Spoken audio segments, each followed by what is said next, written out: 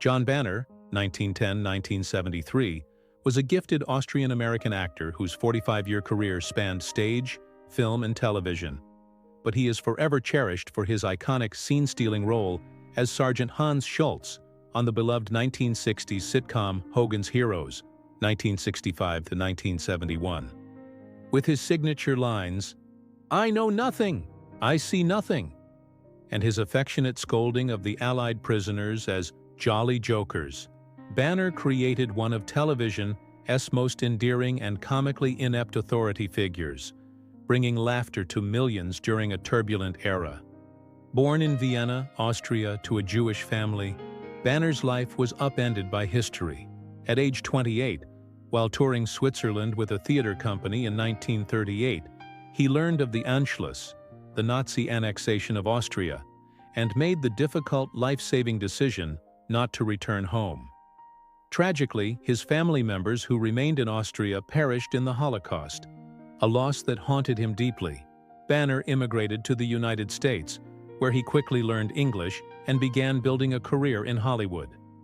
Despite his tragic personal history, his Nordic appearance and German accent led to frequent casting as Nazis or German officers in wartime films, often uncredited roles in movies like Desperate Journey, 1942, Immortal Sergeant, 1943, and Operation Eichmann, 1961. His first credited film role came in Accent on Love, 1941, and he steadily worked in both film and early television, appearing on programs such as The Lone Ranger, Father Knows Best, and Hallmark Hall of Fame. His career-defining opportunity came in 1965 when, having gained significant weight and bringing a new physicality to his presence, he was cast as Sergeant Schultz, the bumbling, good-natured, and willfully oblivious guard at Stalag 13. Beneath the comedy, the role carried profound irony. A Jewish actor playing a German POW camp guard on a show set during the very war that destroyed his family. Yet Banner approached the part with brilliant comedic timing and subtle humanity, making Schultz a fan favorite whose cowardice masked a quiet decency. After Hogan's Heroes ended in 1971, Banner starred in another sitcom, The Chicago Teddy Bears, portraying Uncle Lotzie, a lovable, bumbling Prohibition-era gangster, a role echoing Schultz's charm. Though the series was canceled mid-season, Banner's legacy remained secure. In his final years, he returned to his beloved Vienna, the city of his birth.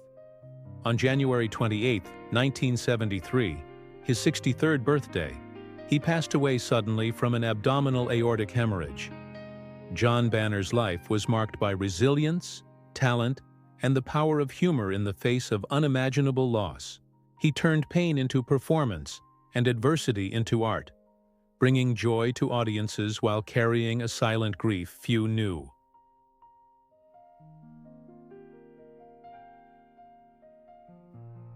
Ted Bessell, 1935–1996, was a gifted actor and accomplished television director whose career reflected both the charm of 1960s television and the creative evolution behind the camera in the decades that followed. Born in New York City, Bessell displayed remarkable talent from an early age.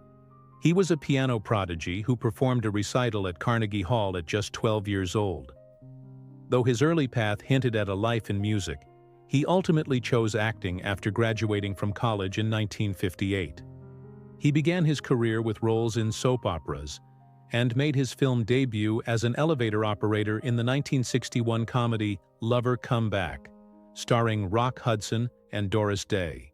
His big break came in 1966 when he was cast as Don Hollinger, the gentle, supportive boyfriend and later magazine editor, to Marlo Thomas's groundbreaking character Anne Marie on the iconic sitcom That Girl.